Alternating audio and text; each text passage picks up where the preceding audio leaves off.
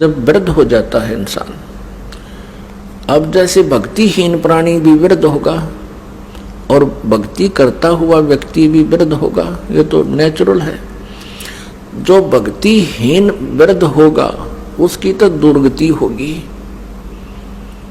वो क्या सोचता है वृद्ध अवस्था में, क्योंकि वृद्ध अवस्था में क्या होता है, जैसे अपना तो लड़का लड़की कहीं और की, वो हमारे घर आवेगी,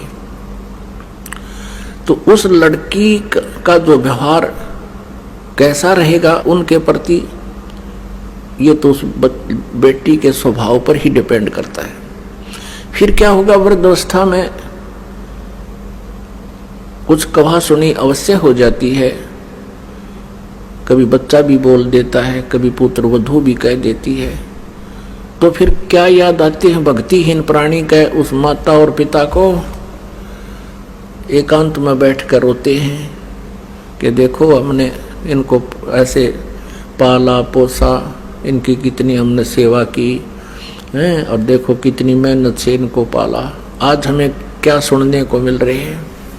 वृद्धावस्था में क्या होता है कि बूढ़ा आदमी अपने अनुभव को अपने बच्चों को बताने की चेष्टा करता है और वो कोशिश करता है कि बालक मैं कहूँ ऐसे ही करें, लेकिन उस वृद्ध की अवस्था में और बच्चे जब जवान होते हैं तब तक बहुत समय बीत चुका होता है, तो बच्चे अपने समय के अनुसार बाहर के समाज को देखते हुए अपने कर्म क्रियाओं को करते हैं, जो उस बुजुर्ग को पिता को गंवारा नहीं होते, जिस कारण से वो बात बात पे उन्हें टोका टाकी रखे, नो कहेगा तुम तो नाश करोगे, तुम ऐसा करते हो, हम तो ऐसा करते थे, हम कभी ऐसा नहीं करते थे। शुरू में हमने देखा कोई गांव में ये टूथपेस्ट ले आता, तो उसको टूथपेस्ट कौन लाता, जो नौकरी वाला हो या कोई बाहर शहर में रह रहा हो, तो उसके बारे में बातें बनाया करते, देख नाश करेगा, ये तो पता नहीं क्या बन गया।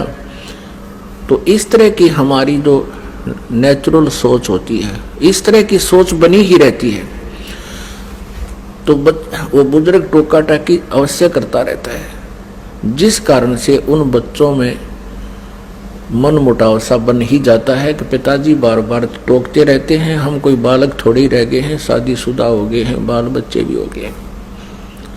तो इस तरह का जो माहौल बिगड़ता है, वो भक्तिहीन प्राणी, ज्ञानहीन बूढ़ा वृद्ध या जो है ना एक नारी खराबी करा करे, एक विशेष अशांति का कारण बनता है।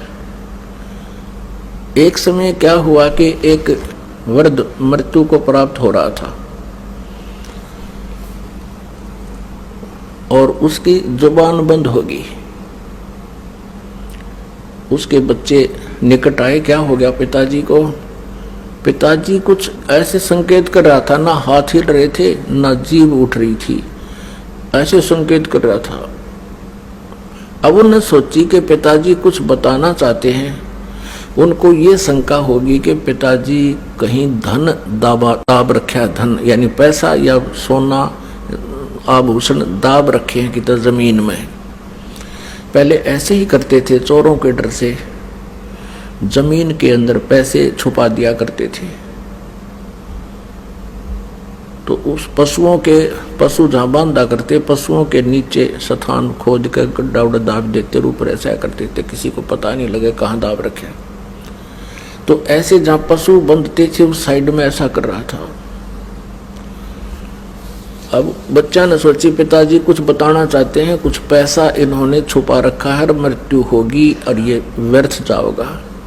उस गांव में एक व्यक्ति था, वो ऐसा इंजेक्शन लगा देता था कि यदि श्वास शेष हैं उसके, तो उसकी जीभ उठ जाती थी, वो बोल के 1-2 मिनट मुश्किल से वो बोल सकता था, जैसा भी 1-2 मिनट, और वो 500 रुपये लेता था। वो दौड़ के गया, एक जना उनसे लाया, डॉक्टर को बुला के कि हमारे पिताजी के वो इंजेक्शन लगा दे जिससे ये बोल पड़े। उसने 500 रुपये रखवा लिए, 500 रुपये दो, पहले 500 रुपये ले लिए उसके इंजेक्शन ला दिया। वो बूढ़ा ठीक हो गया बुजुर्ग। तो लड़के कहने लगे हाँ पिताजी बता क्या कह रहे हो, जल्दी बताओ जल्दी बताओ। कहने लगा रे तुम कित मर गए, यो गाय का बच्चा झाड़ू खा ली, देख देख तुम कहाँ नाश करोगे मेरे पास है। ये झाड़ू खा ली गाय के बच्चे ने। नो कहेगा बूढ़ा तो मर गया।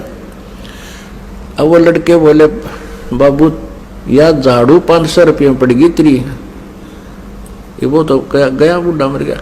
अब हमारी एक तो यह स्थिति होगी बुढ़ापे में जो भक्ति नहीं करते, हम चाहेंगे बच्चों का लाभ करें, वो होगी आनी, क्योंकि उस स्थिति बदल चुकी होती है। और जिस घर में भक्ति नहीं वहां कलह रहती है। परमात्मा कहते हैं मतलब के बिना कोई नहीं प्यारा, स्वार्थ के बिना कोई नहीं प्यारा।